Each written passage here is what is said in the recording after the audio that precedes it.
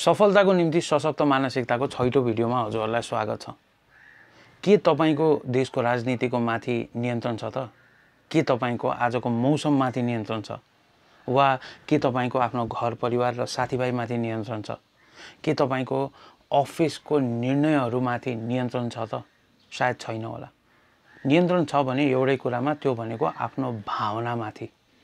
एउटा सशक्त मानसिकता भएको मान्छेले कहिले पनि आफू वरपरको मान्छे, उनीहरूको निर्णय, ट्राफिक जाम, देशको राजनीतिको उपर नियन्त्रण गर्न खोज्दैन। उसले नियन्त्रण गर्छ त आफ्नो भावनामाथि।